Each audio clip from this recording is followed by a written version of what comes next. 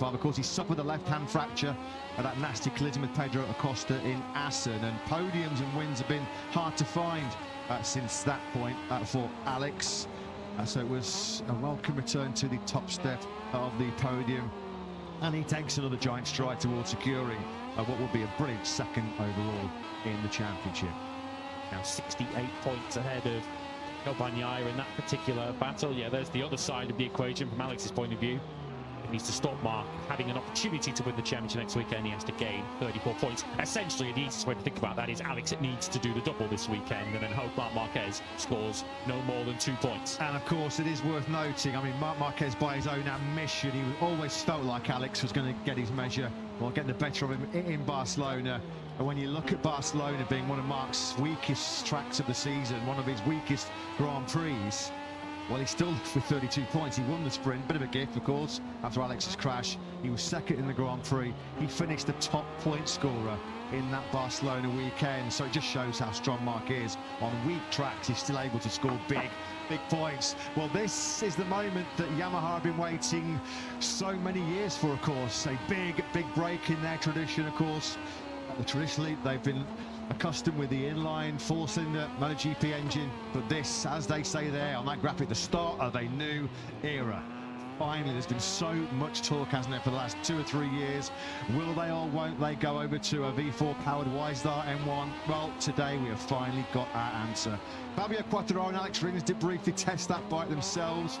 The two current factory riders in a post-race test in Barcelona on Monday. A bit of rain disrupted their plans on that occasion. Fabio and Alex will once again test the V4 here on Monday. But you're about to witness, ladies and gentlemen, a moment of MotoGP history, a big moment in Yamaha history, as their test rider, Augusto Fernandez, has the honour of making the V4 competitive debut. We're about to see it very shortly. It'll be watching its lap times very closely. Of course, Fernandez, a very strong operator himself on board a motorcycle. He's, of course, been so important and so integral to the development of this V4. He and Andrea Dovizioso have done so much of the testing over the course of 2025. Of course, since the days of Quartararo fighting for world championships and losing a world championship late in 2022, he felt like this was a day that would eventually come. The Yamaha had to join the rest in the V4 route in order to beat the rest. So is this a key milestone in Yamaha's march back towards championship glory in the future? Yeah, if you can't beat them, join them. That's the Yamaha policy. It seems they've been chasing engine performance. They've been chasing grip, haven't they, for so many years. Well, Frankie Morbidelli, we're all set and good to go here for FP1 in Misano. We'll be underway in just about 90 seconds time. We won't see, though, the number 21 of Frankie Morbidelli for the first 10 minutes of this session. As you can see, he has been suspended by the FI MotoGP stewards, disobeying direct instructions from marshals. We've seen that penalty already so far this year, haven't we? Fabio Quartararo had it in the Silverstone after Le Mans. This was the incident then at turn 10. It was a poor turn 10, was it, all weekend for Frankie in Barcelona, because 24 hours before this, he'd slammed into reigning world champion Jorge Martin. A routine front-end washout for Frankie, but then he starts bickering and arguing his case with the marshals. They're telling him, no, you're not rejoining, you're not getting back on the circuit. Frankie's desperate to do so. Unfortunately, it was a battle that Frankie did not win, and he was given another rap on the knuckles. He's spending a little bit too much time in front of Simon Crayford and co right now, isn't he? You can hear them shouting, and I think trying to stop Frankie there from restarting that bike. You could hear him there trying to start. I think he won the argument, but ultimately paid a serious penalty for it in the end, with the first 10 minutes of this session being taken away from him. I guess this might be one of the circuits on the calendar where Frankie Morbidelli can absorb a punishment such as that. He's probably done more laps around the circuit than any other on the calendar across various track days, Grand Prix and all the rest of it across his career. But he will be a spectator with us for the next 10 minutes. The session starts now. Italian media reporting as well this morning that there was a meeting between FIA and the chief steward Simon Crayford and Frankie and some of his team yesterday here in Misano, where I think he was told in no uncertain terms, enough is enough, clean up your act. We've seen you far too often this season, and we're going to start getting a little bit heavier, a bit more severe with the sanctions. So Frankie back on the naughty step. Who's going to take the first steps to the top step of the podium in Misano here this weekend? We just saw there Augusto Fernandez on the number 7 bike peel out on circuit on what is now the V4 Unleashed in a Grand Prix for the first time.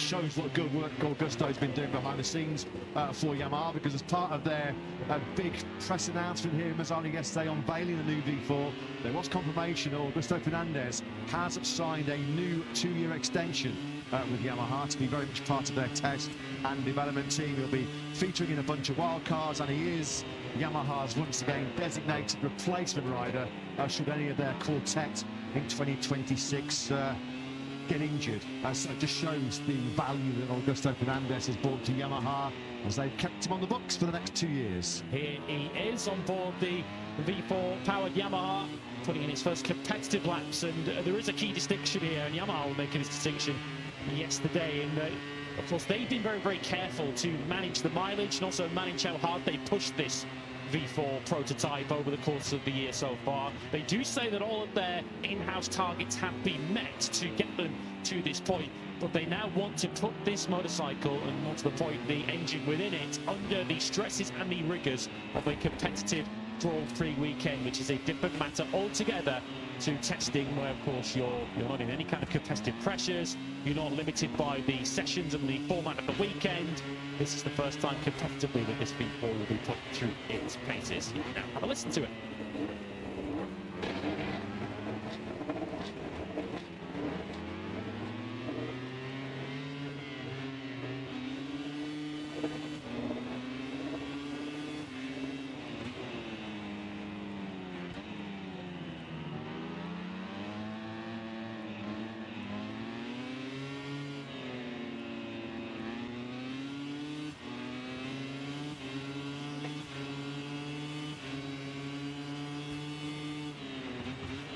Well, there you go. That was your Friday morning wake-up call alarm here at Misano. Nice to hear the rasp of that new Yamaha V4 as their General Manager of Motorsports Development Division, Takahiro Sumi, who was present yesterday at the press conference to launch and unveil the new V4, alluded to.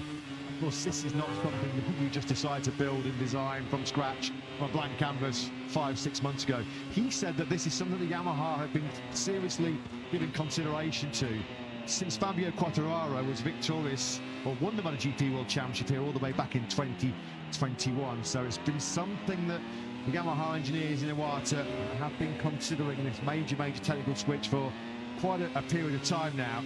We know with both myself and Lewis and all of you around the world are going to be glued to the screens, the timing screen in particular, to see how Augusto Fernandez is getting on. Don't worry, Frankie, you've only got about 6 more minutes before you can get back out on circuit. Yeah, and in terms of the V4, there have been some questions also about whether we could potentially see one of their regular race riders run that V4 for the whole season. And the regulations don't prohibit them from doing that in terms of engines. As long as you don't exceed your engine allocation, you can do that. What's going to stop them, though, competitively racing that V4 for either Quartararo or Rins, or most likely it would have been Jack Miller that would have ran it, is that it doesn't unfortunately just fit within their aerodynamic. As we see Pedro Costa having some issues, perhaps with his levers or with his airbag, but either way, something disrupting Costa on his outlap of Misano here. But yeah, completing the Yamaha explanation, you can't just lob a V4 engine inside their current motorcycle, because you need to design the aerodynamics package around it. Unfortunately, from Yamaha's point of view, all of their race riders have used up their full quantity of aerodynamic upgrades for the season. So of course, if they use the aerodynamic package that is aligned with the V4, that would constitute another upgrade, and they're not allowed to do that. Yeah, you've got to think hindsight's a wonderful thing, where there has to be a little tinge of regret about that, because I mean, they basically, Jack Miller himself put his hand up. Miller put his hand up and said, I would have happily jumped on that V4, not fighting for the championship. It's all eyes on the future as far as Miller's concerned. The rider at Yamaha with the most V4 experience, of course, having previously ridden for Honda, Ducati and KTM in MotoGP. So I think Jack was a more than willing guinea pig, wasn't he, to lead some on-track developments, on Grand Prix track developments for the V4, but they are prevented from doing so. When you think about it, they've robbed themselves almost of a third of a season of a chance, Lewis, with what, 6 rounds remaining after this weekend to get some vital data. You just do wonder where the engineering group at Iwata might be having a little tinge of regret about that one. Yeah, they will have a couple more opportunities to race that bike this year. We expect Augusto Fernandez to put in 2 more wildcard appearances. Next of those expected to be the next Grand Prix,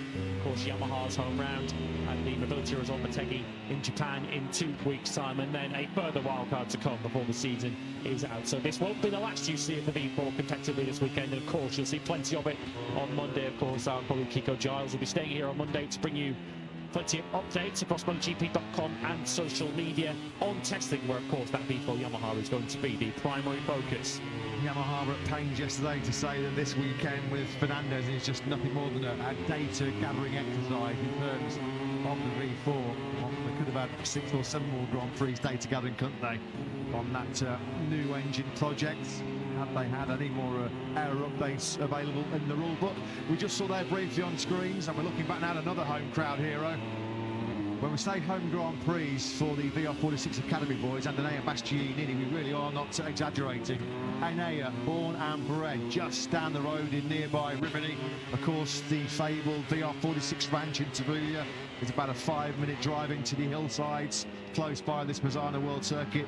Marco Simoncelli, we're looking at Luca Marini, who was in the pre-event press conference yesterday sounding pretty bullish about his prospects. All of a sudden, we're seeing Hondas in the hands of Zarco, Marini and Mia start to pose regular threats, aren't we, for the top 6. Luca Marini got a bit greedy, I think, last time out in Barcelona.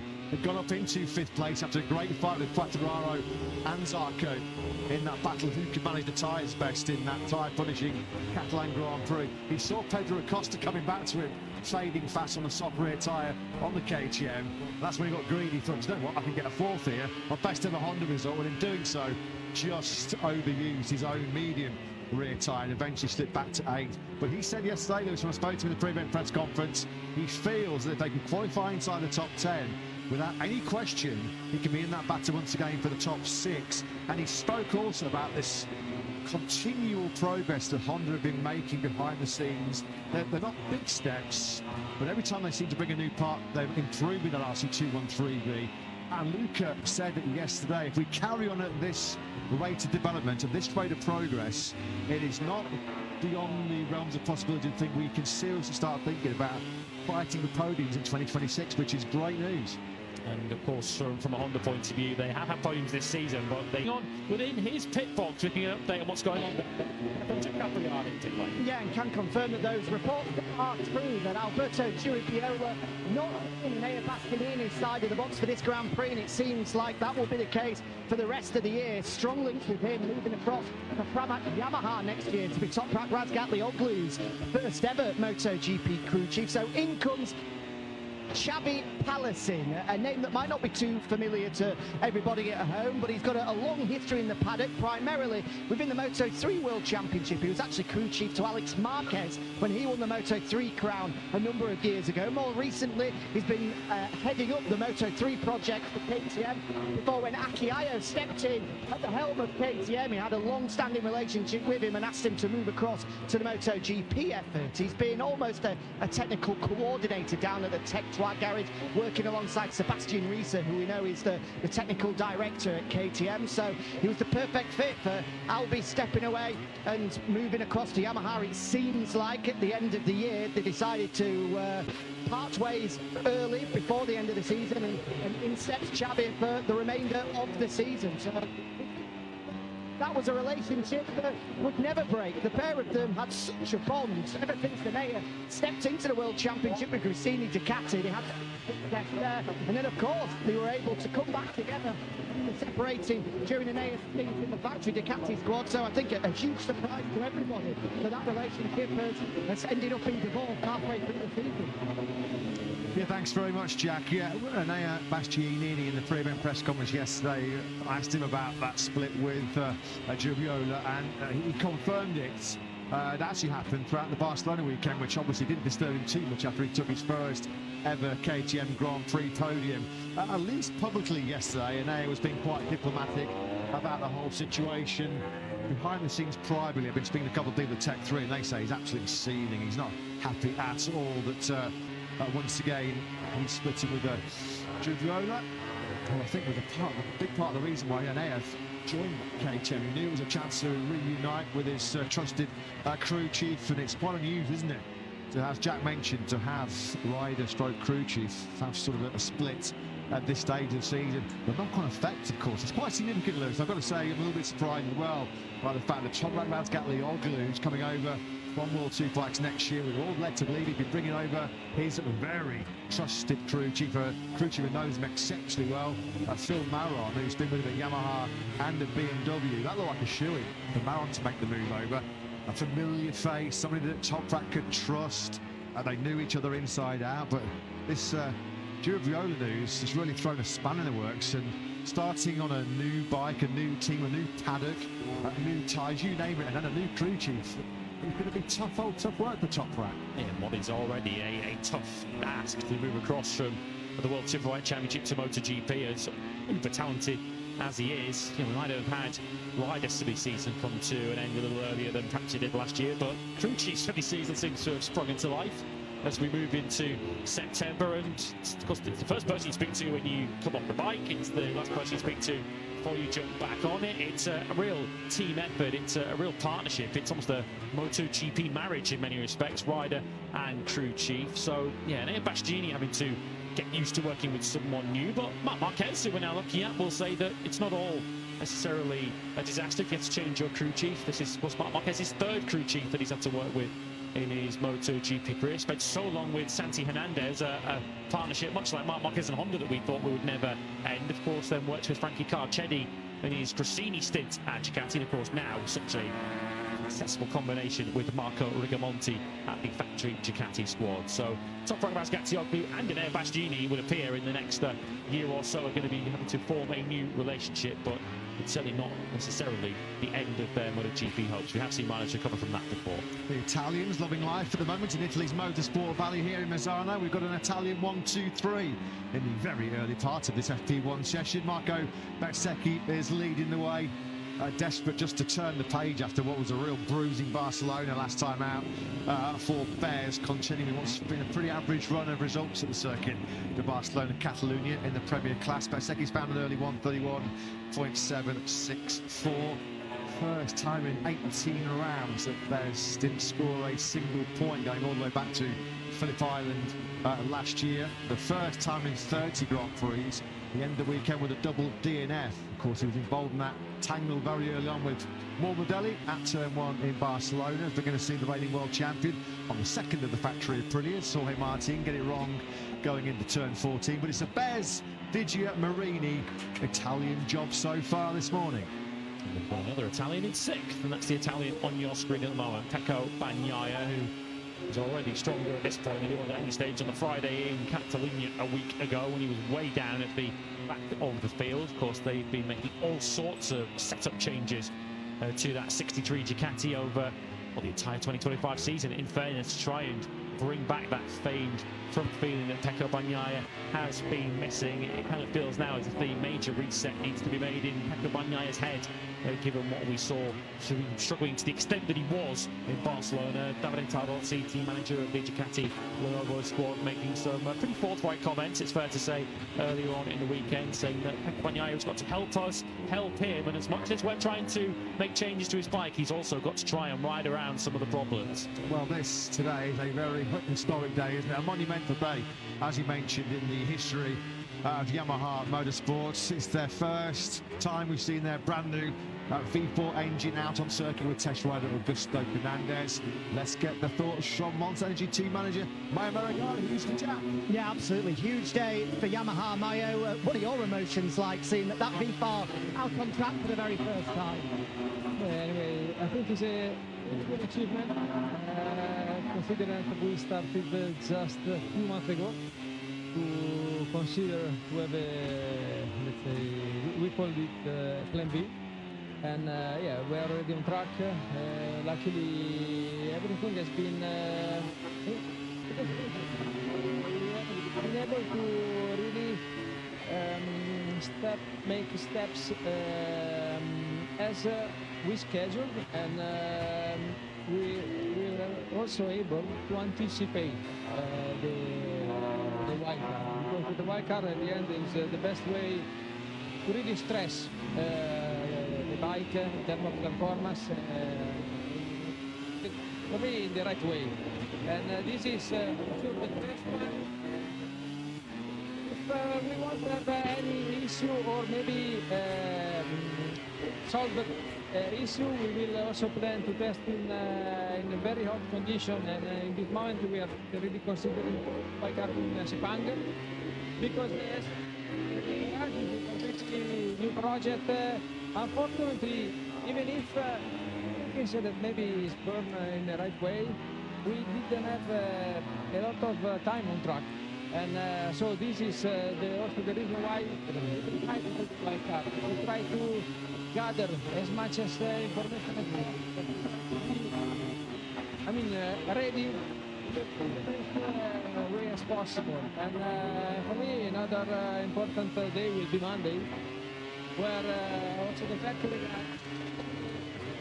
the second possibility to ride the bike, because yeah, and, you know, we had a positive test last Monday. Positive because okay, the weather didn't really assist us, but however we were able to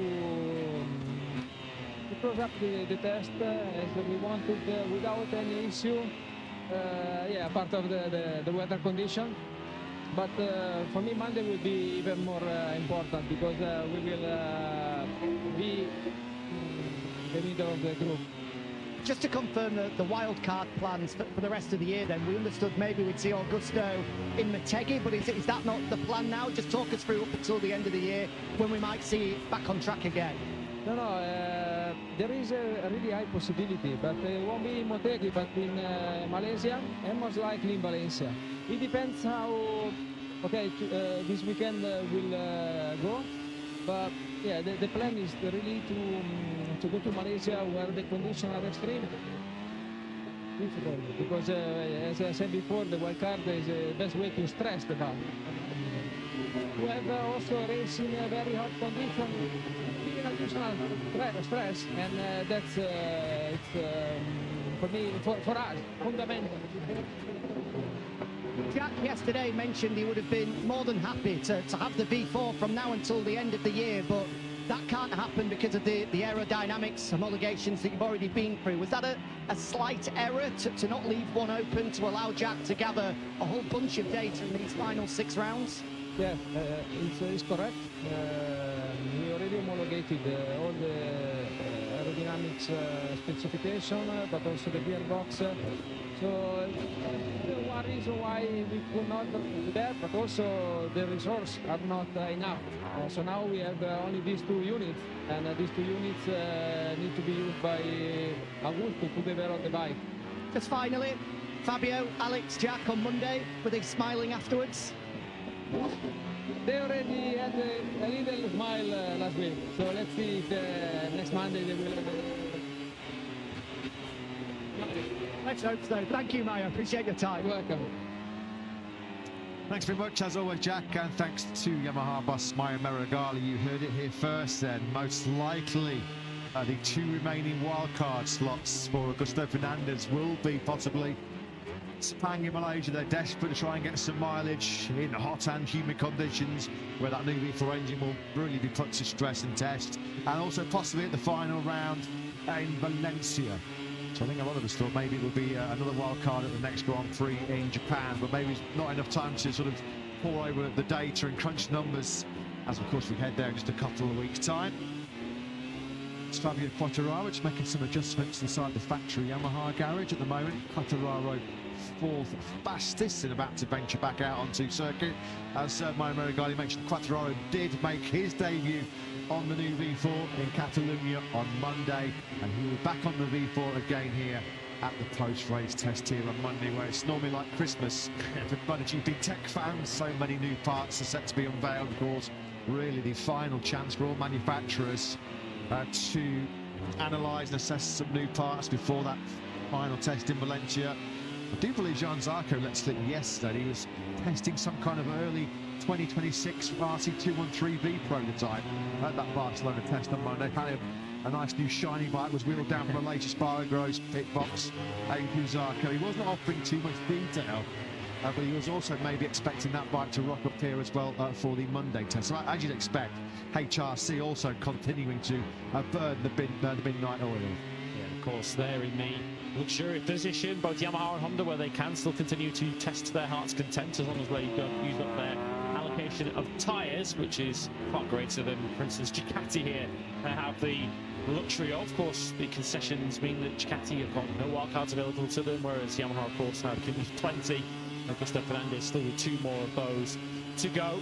So 2026 in some respects will almost start on Monday with the first glimpses of what MotoGP may look like in the very near future. And Marc Marquez is already with an eye on 2026 himself. Said yesterday once again in the pre-event press conference and when he spoke to our colleague Elliot York in the broadcaster set, that as far as he's concerned, boy, is this the mentality of a world champion. As soon as the 2025 championship is clinched and secured, the next day is essentially the start of his 2026. So he might also get a bit of a head start on next season, given how soon he's going to win the title. Which is just what Mark needs. I mean, 2025 has been so average. He really needs a leg up for 2026, doesn't he? Here he is then through turn 14, and this lap that we're currently following the 93 on should be the fastest time of day one so far here in round 16. He's just got the final corner left, the left-hander, which is the Misano corner. That's your second gear through there, just over 110 kilometres an hour, and he didn't disappoint us. We were following Mark on the hottest time of day one so far. It's a 1:31.627.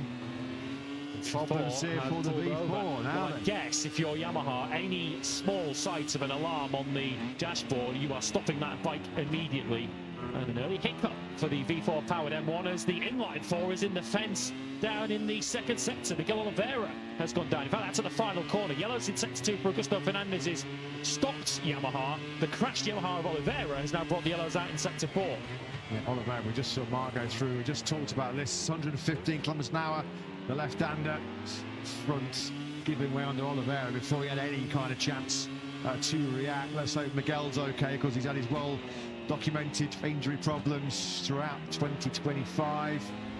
Because we know that Oliveira has been cast adrift by Yamaha for 2026. If you are a Portuguese fan, if you're a big Miguel Oliveira fan, he does have options. Just mulling over them right now. He's been strongly linked for the seat alongside Danilo Petrucci in BMW's Factory World Superbike squad.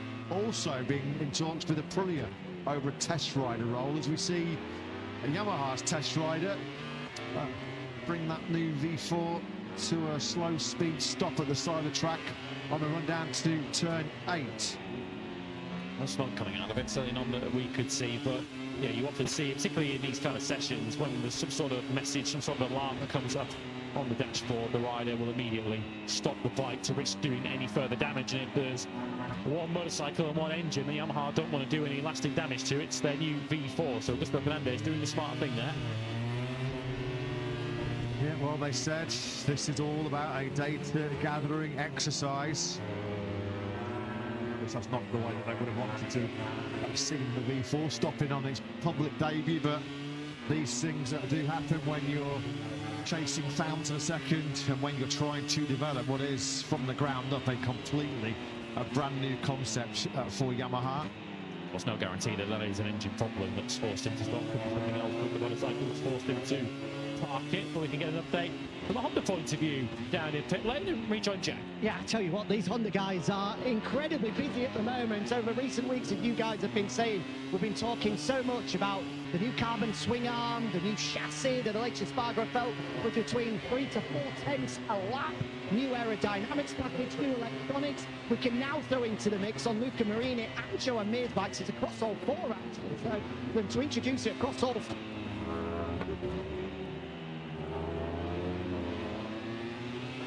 Unfortunately, it sounds like we've just lost our connection down in pit lane. Getting to the good bit as well. Jack will try and pick that up as soon as possible. Jack, I think you're teasing us, buddy. You're teasing us. What's going on? Yeah, you know that I like to play it up a little bit and get everybody excited. Drum roll, please. There's a new exhaust system on the Honda. There you go. And even some brand new rear aero for Luca Marini as well. So get more parts that Honda are throwing at this RC213V as they continue to find huge improvements. You know we always give you a drum roll in the commentary box here, Jack. As always, spot on, mate. Great information. And yet it feels like at the moment there's just an endless supply of parts feeding out of Japan right now to the factory Honda riders in particular.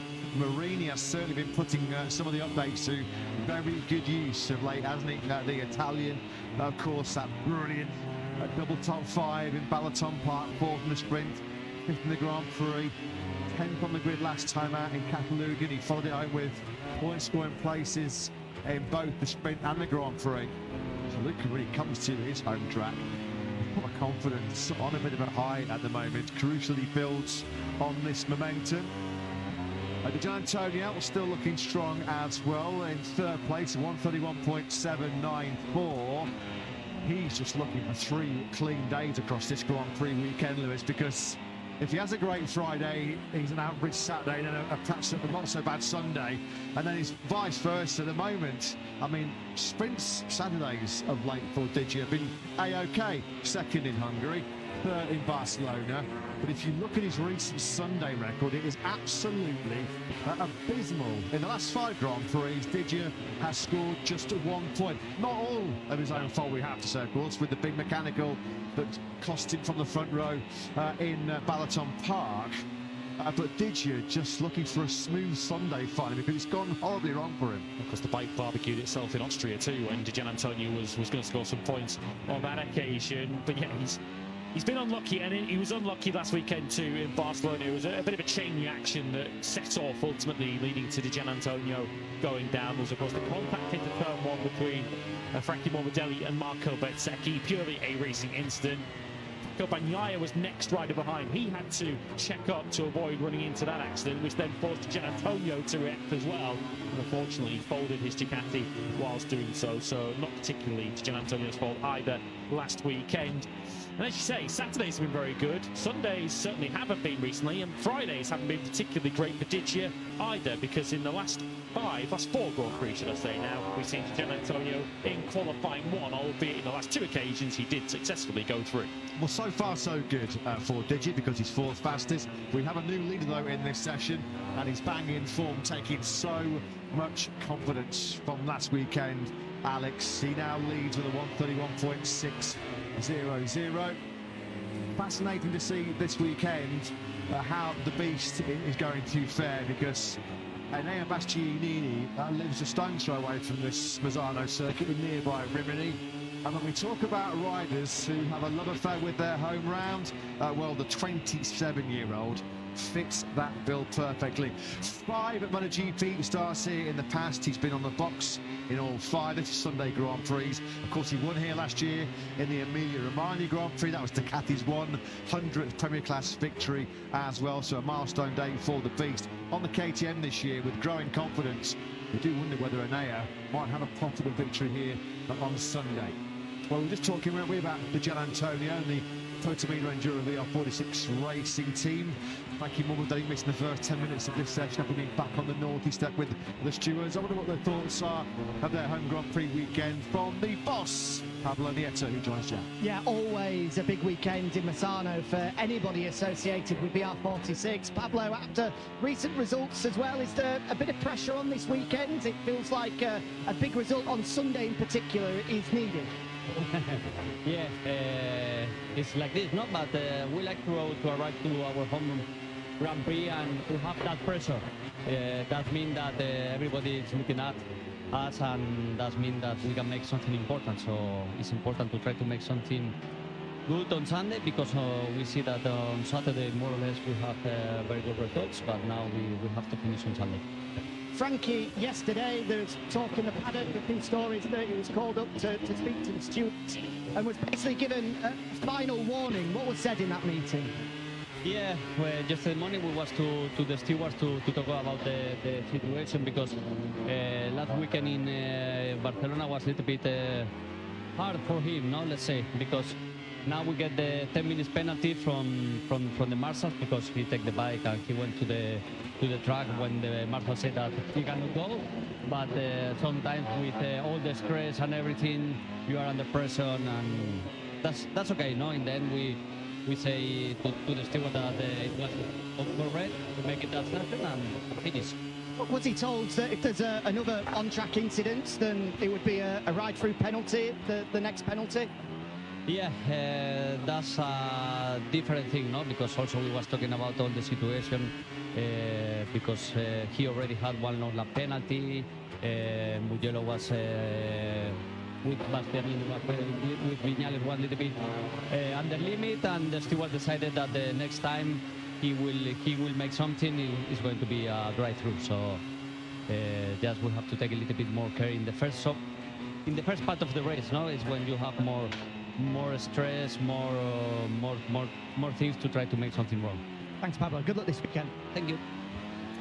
Yeah, thanks, Jack. Thanks to VR46 boss Pablo Nieto. So, yeah, confirmation of the reports that have been floating around this Misano paddock that, yeah, Frankie was put on notice by the FI and MotoGP stewards here yesterday that we've seen enough and we don't want to see you anymore. Or certainly want to see you for a few races if that's all right by you, Frankie. So the spare Yamaha V4 is fired up for Augusto Fernandez to get back in this session. Seems an appropriate time while we're referencing VR46 and of course what this Misano circuit means to Valentino Rossi living so close nearby in Tuvulia. Last night there was a very special occasion which the doctor himself attended. A special occasion for all concerned with MotoGP as we unveiled the new MotoGP Hall of Fame here in nearby Rimini, celebrating champions, their legacy and the future. Riders in attendance last night with 23 MotoGP World Championships, over 300 victories just in the theatre alone. The unveiling of a new Tower of Champions as well. It looked like a very, very special occasion. Hosted, of course, by our good pal down in pit lane, Mr. Appleyard. It looked like a plush event, of course, as MotoGP recognises its magnificent history, whilst also, of course, having an eye on the future as it looks to go faster forward, fearless into the future. And I think we pretty much know who's going to be lifting and celebrating with that new Champions Tower in a couple of weeks' time. Marc Marquez, I think Pecco Bagnaia made reference to that and had a little bit of a joke when Donald Sports CEO Carmelo Espeleta unveiled the new Champions Tower to the active MotoGP World Champions on the grid here this weekend in a private event yesterday. And I think Pecco Bagnaia said words to the effect of, well, I wonder who's going to be winning this one at the end of this season. It does look spectacular, and yeah, and a lovely touch as well to induct Hall of Famers. The criteria that's been set: 25 MotoGP victories, or 2 or more MotoGP World Championships gets you in, and we'll be joined by one of those Hall of Famers a little bit later on today. Yeah, Kevin Schwantz, 1993 MotoGP World Champion, will be with myself and Lewis in the commentary box. I've got to say as well, got to mention it, Jack, he did look very, very dapper. He scrubbed up pretty well, didn't he, the lad with his dicky bow on? Looking very smart last night, Jack. Oh, thank you very much indeed. I appreciate that one, Bertie. My mum said exactly the same thing as well. She said, oh, aren't you sweet at times? You know, normally we see him either in his Dorney uniform or his Bradford City shirt, so he did look very, very dapper last night. Yeah, a great occasion for everybody connected to MotoGP. It's Alex versus Mark at the top of this P1 session. Those two have done 13 laps apiece in this session. Alex has just set his best time. That is one of the shots of the season. A beautiful shot of Joan Mir on the factory Honda. One, of course, as Lewis mentioned, active MotoGP World Champions. Did it 5 years ago now, back in 2020. Yeah, the Cavone corner here in Misano, turn 11. One of the few remaining 6-gear corners on the Grand Prix calendar when the MotoGP riders tipping through there. They're 285 kilometres an hour. Sort of cement from the boys, that one, doesn't it? Certainly does, and yeah, it's a corner where we have seen MotoGP victories change hands there over the years. You certainly need some bravery and some skill to launch overtakes into there, but it can be done. Although it's not all a case of top speed around a circuit such as this one. It's certainly tighter and twistier than the circuit of Barcelona Catalunya was last weekend.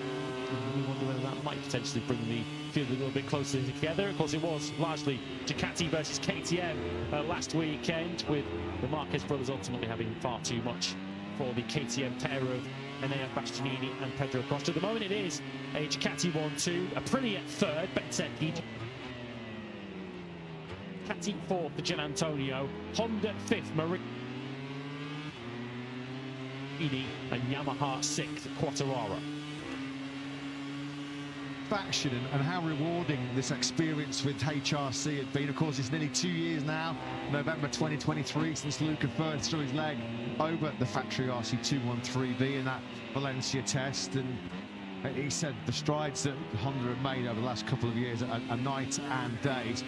Long gone are the days where all four Hondas at times were stuck at the wrong end of the timesheets. I think Joan Mir said, didn't he, quite recently, it's time now. This RT213V in its current version is a top six motorcycle, no question about it. It's now up for down to the riders to deliver the performances, which you have to say at the moment really certainly is.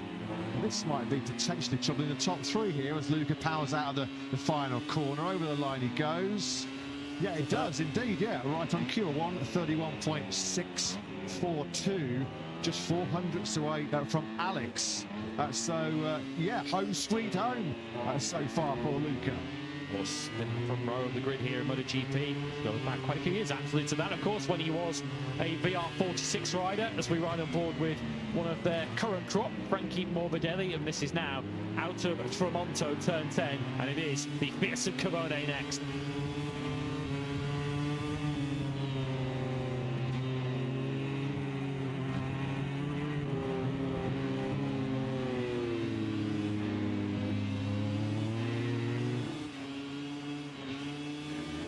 That's how good these guys are. That's how brave these guys are. Perfect time to ride on board with Frankie. It's fast Frankie at the moment as well, because this could be the best time of the morning session here. He tips it into the left-hander turn 16, where we saw Oliveira crash on the Pramac Yamaha a few moments ago. 7th to 1st it is indeed for Morbidelli. A 1:31.342 puts him over a quarter of a second clear then of Alex. Good job that by Frankie. It was a very good time to ride with him through those fast rights at 11, 12 and 13. He should sit out the first 10 minutes of FP1 more often. Yeah. It's clearly not held him back too much, has it, in this session? Quarter of a second and his advantage over the Marquez brothers at 1:31.3. For reference, the fastest ever MotoGP lap around this circuit, a 1:30 flat for Pecco Bagnaia last season. If we have dry weather, which is fully expected for the rest of this San Marino Grand Prix weekend, do not at all be surprised to see the first lap of this Misano circuit under 90 seconds. Yeah, I mean, given the fact that the VR46 Academy riders basically live at this Misano circuit, I mean, Morbidelli's just in a 1:31.342. Frankie could probably do a 1:32 around here, blindfolded, so a minor inconvenience, I think, wasn't it, to have those 10 minutes taken away from him this morning. It could get better at the moment for VR46 racing, because Didier, on a new soft front tyre, as you can see on that graphic, he's making it pay on that GP25. Yeah, we've got a 1-2. We've got a Pertamina Enduro VR46 1-2 right now. So if the boss is watching, I'm sure he's going to be very, very happy. Morbidelli from the Gian Antonio. You know, the Valentino Rossi is here, or certainly in the area. Perhaps not at the circuit just yet. We tend to see him in the afternoon. That's his closest friend and director of the team, Lucio Salucci, watching on and liking what he sees at the moment with VR46 1 and 2. Of course, GP24 at the moment, leading GP25. The two factory Hondas inside the top 10. Marini fourth, who's having an excellent start to his home Grand Prix. Joan Mir just got up into 9th place with a 1:32.065. We've spoken very little about the KTMs, who really did shine throughout the Barcelona weekend. Let's find out. Pedro Costa is in 10th place. Bastianini right now is 13th. That's one place behind his Tech 3 teammate Vinales. Brad Binder 14th. So 10th, 12th, 13th and 14th. So I'm seeing those KTMs stuck around mid-pack at the moment. Brad Binder here after what was a fast old crash at turn 7 in Barcelona last weekend, when he looked on course to put his KTM inside the top 10 plus fastest on Friday a week ago with Binder, and unfortunately the problem at the start of qualifying put him on his back but he ultimately qualified back on the 4th row. I haven't seen Binder on the front 3 rows of the grid. It's all the way back in Aragon as Bezzecchi's looking to break the BR46 Team 1-2, or it could be a BR46 Academy 1-2-3 here if Bez can get turn 16 right on his Aprilia. Looks clean, it looks really tidy, doesn't it, for the 72. Over the line he goes, a 131.675 from Bez. Yeah, busiest rider out on circuit so far this morning has been Binder. The South African has just completed his 20th lap of this session into the final 4 minutes of it. And just for good measure, here comes Mark late on. Shot that, he's almost got his knee on the deck, coming through these elbow on the deck rather, coming through these fast right-handers.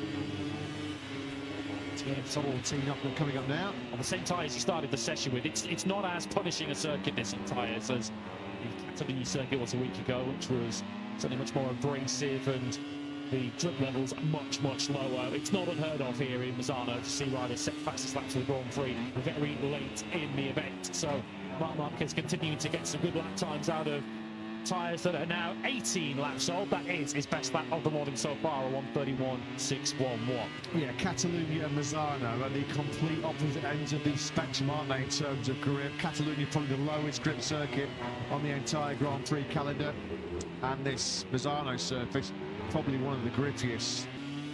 So yeah, the riders are going to have to get their heads around the fact that not in every corner their bike's going to be slipping sideways as they were in Barcelona last weekend. Certainly not chasing traction around this 4.226 kilometre San Marino track, as Mark just drops that left leg into turn 8. It's a good overtaking hotspot that here in Misano, isn't it? Although so many riders spoke yesterday of how notoriously difficult it is to make moves forward here in Misano. So it puts that extra emphasis, doesn't it, on the importance of this afternoon's practice session when you're looking for direct place in the Q2. And in those Q1 and Q2 sessions tomorrow morning, which hopefully we're going to be basking in more glorious sunshine as Mark goes on the green, coming through 12. Expecting beautiful conditions here once again tomorrow for qualifying and sprint action. But there are just a few iffy forecasts around for Sunday. I don't know why I'm doing this, because I'm looking at my weather app once again, which has been wholly unreliable at times in 2025. This might be I'm giving it one more go. Do you know, I'm going to give it one more go, but it is saying a 45% chance of rain here on Sunday. If it doesn't work, you'll see me with a new weather app in Japan, I promise. Just don't show those forecasts to Jorge Martino. What happened here last season when we did have that early rain, which really did transform the San Marino Grand Prix to the detriment to Martin, who came into the pitch to change bikes, and I think split seconds after he did go up pit lane, looked over to his right and realised how wrong he got it. Marc Marquez making early progress, which ultimately saw him win the Grand Prix. Yellow flags are out, and that is a second crash for Miguel Oliveira. Not a morning that the Pramac Yamaha rider will want to remember. Yeah, this is a bit of news, isn't it? Because he's not really a guy that's throwing himself down the road too often, is Oliveira. So to crash twice in one session, yeah, not the way that he wanted to kick off this Misano round at all. As we were mentioning a few moments ago, he does have options on the table for 2026 if he wants to carry on full-time racing. It seems BMW and World Superbikes in their factory team, which is a pretty coveted seat, isn't it? Is on offer for Oliveira.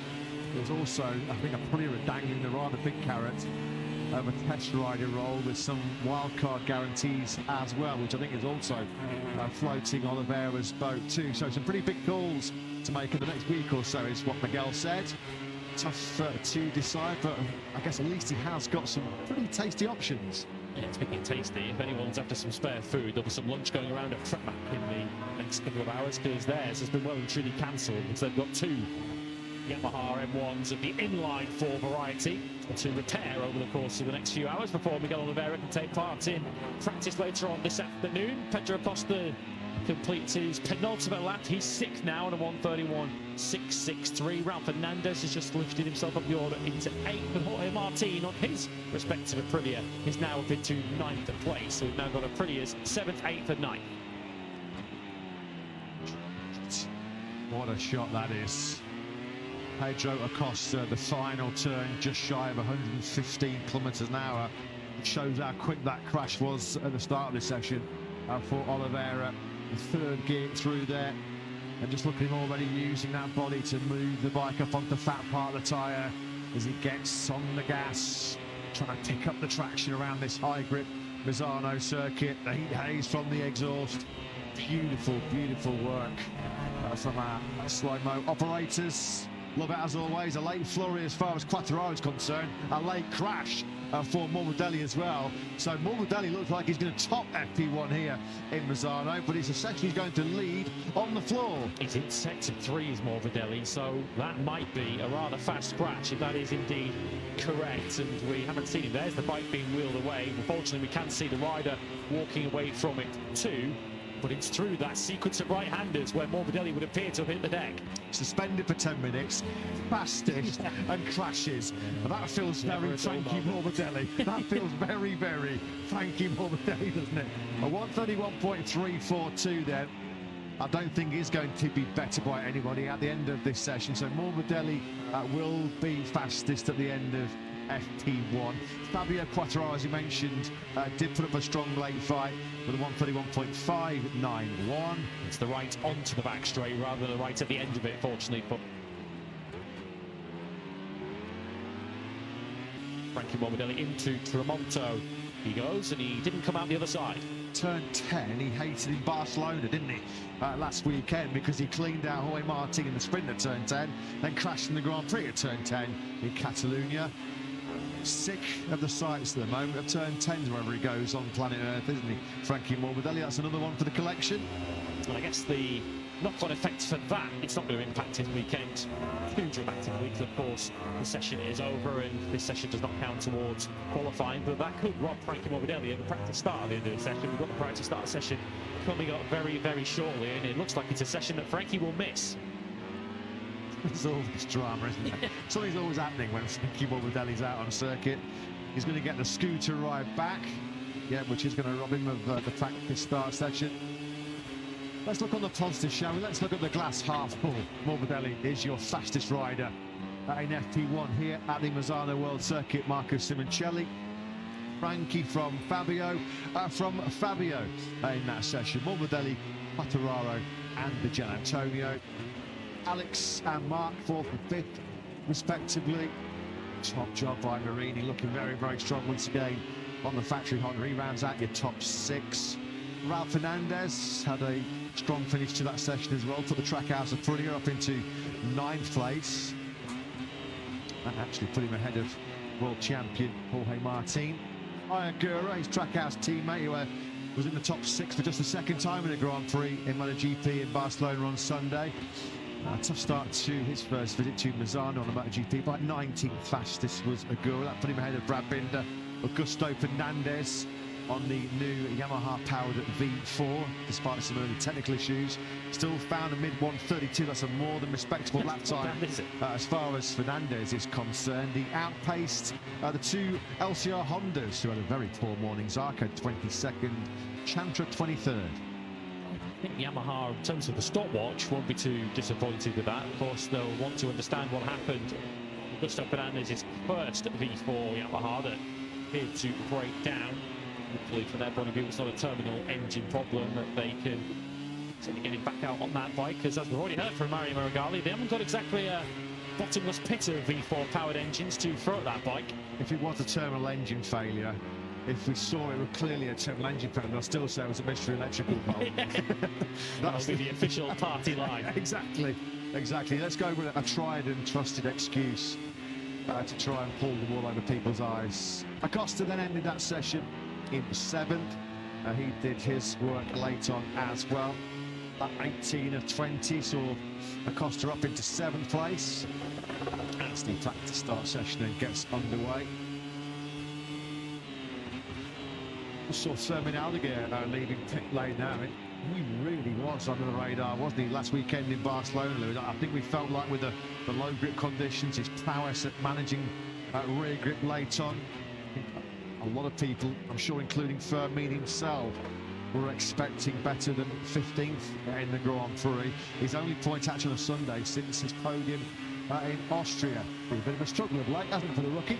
Just goes to show, though, how much a weekend can change by a couple of thousandths of a second or so. Aldeguer missed Q2 out of Q1 on Saturday morning 6 days ago by 4 thousandths of a second. Of course, had he been the right side of that, who knows where he might have qualified, and who knows how his weekend might have gone. He missed it. He was 13th on the grid. That put him in the group that saw him take out Marco Bezzecchi in the sprint, and of course the long lap penalty that he had to serve as a result of that put paid to any hopes he had of scoring more than just that solitary point on the Sunday. So just goes to show, and it's going to apply to this afternoon's 1 hour practice session.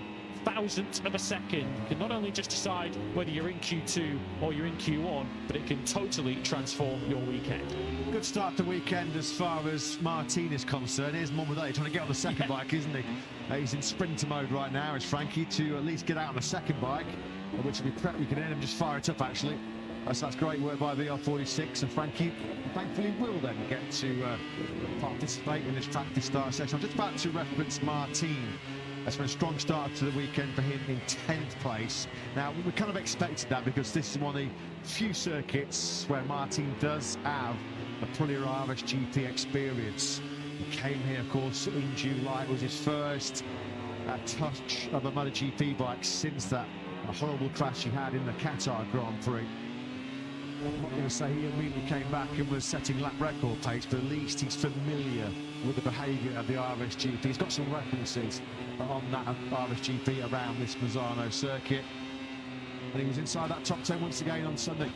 As soon as he sorts out qualifying news on Aprilia, there's no question his race pace is right up there with the chance to fight for the podium, no question.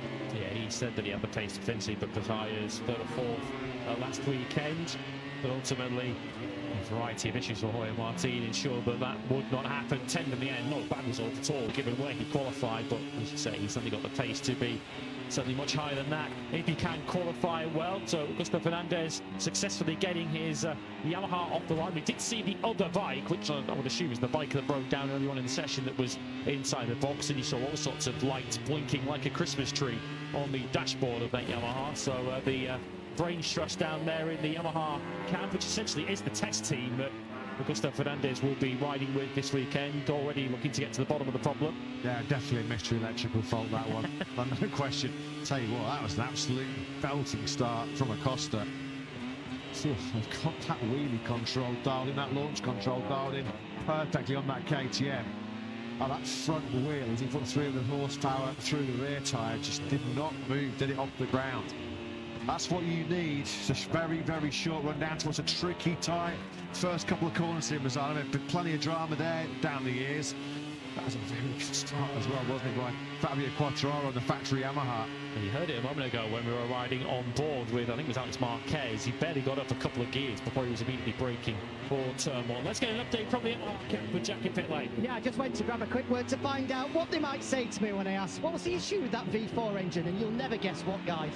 It's one of those electronical problems again, didn't you guess? I mean, I could have predicted that, but yeah, that's a electronics issue. It's the guys in the back of the box continue to huddle around the laptops and the computers to get a full understanding of what happened exactly. Well, you know what, you could knock me down with a feather right now here in the commentary box.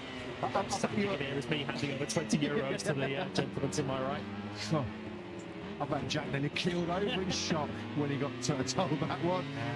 Alex Marquez buys the Gresini Ducati away with that mark.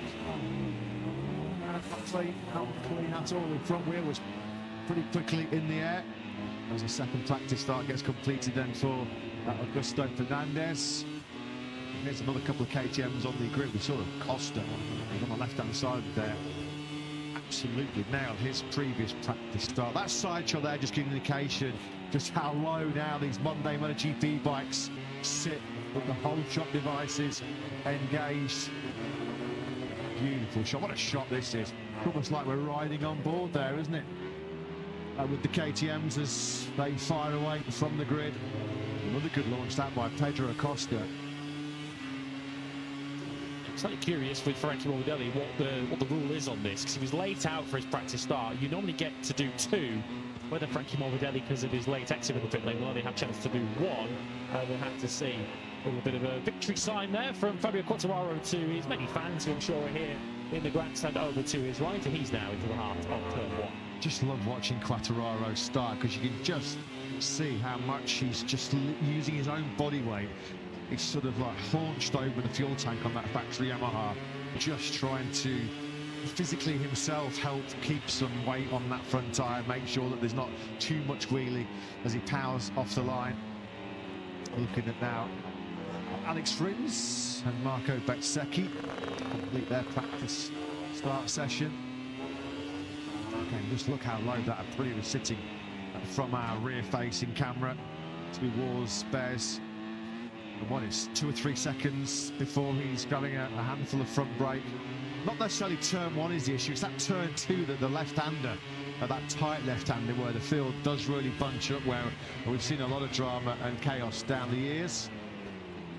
Fabio de Gianantonio, well, his hopes of a normal and clean weekend so far have gone well. This is Frankie Morbidelli, of course, on the opposite side of the garage, who's, well, it's been another roller coaster session, hasn't it, as far as Frankie's concerned.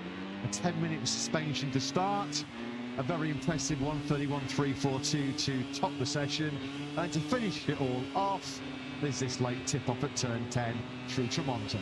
It's such a tricky corner that, and your mind's already sort of halfway up the back straight up towards Carbone. Such an easy corner to get wrong as you are braking on the angle. And Frankie Morbidelli, of course, had to, I guess, thank one of the fastest scooter riders in Misano to get him back to the pits in time for that practice start. Here's Raul Fernandez, who was 9th quickest in that morning session, part of that trio of Aprilias who were just at the bottom end of the top 10.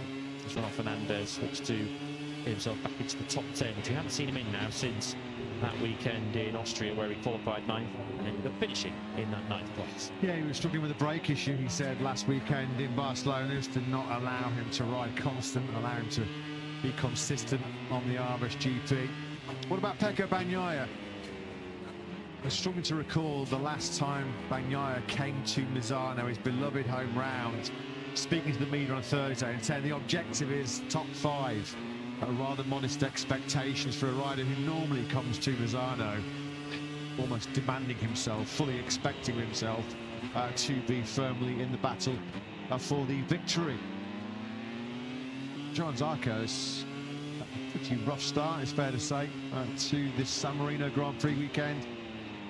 Zarco 22nd fastest on the LTR Honda, 1.5 seconds behind Frankie Morbidelli.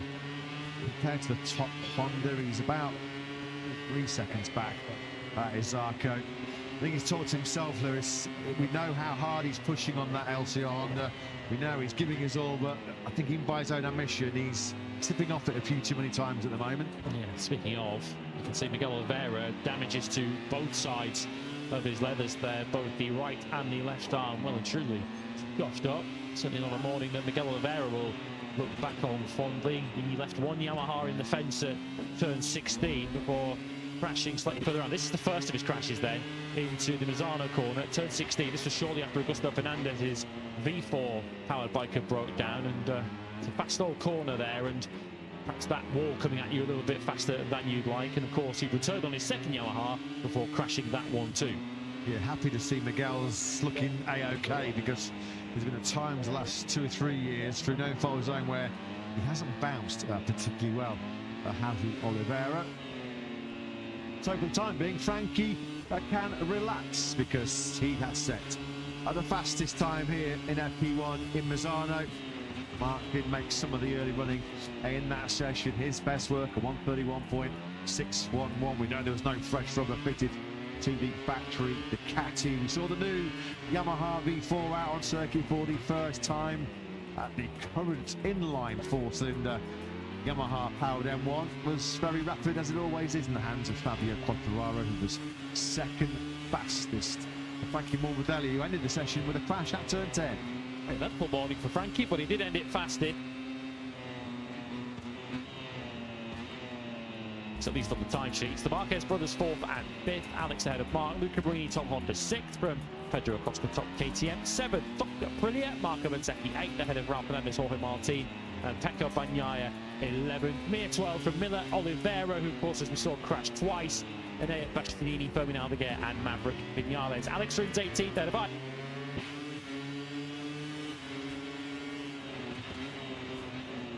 Those issues early on the first of his Yamahas did at least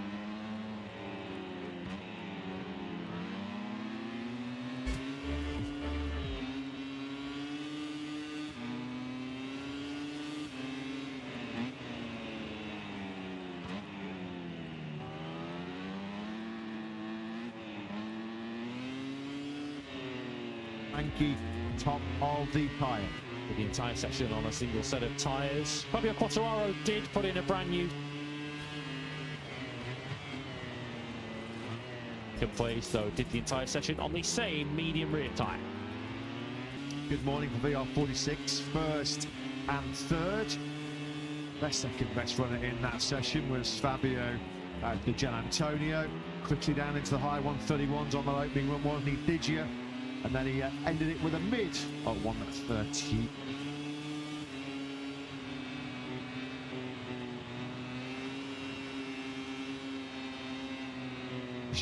Well, we know that Marc Marquez did the entire session on a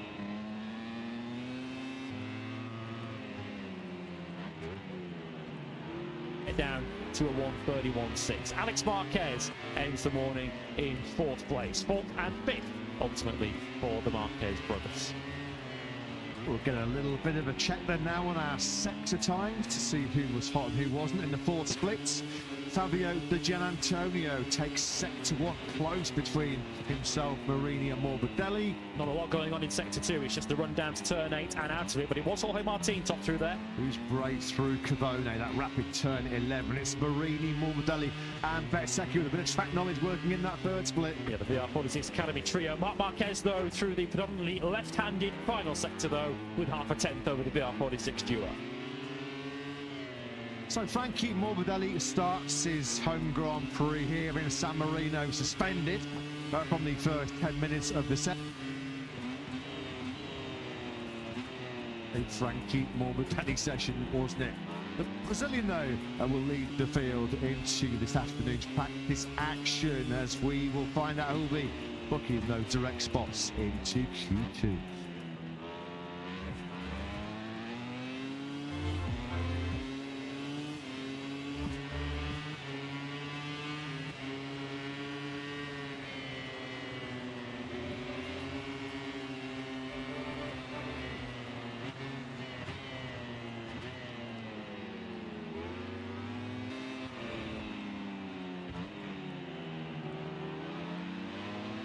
Most exciting.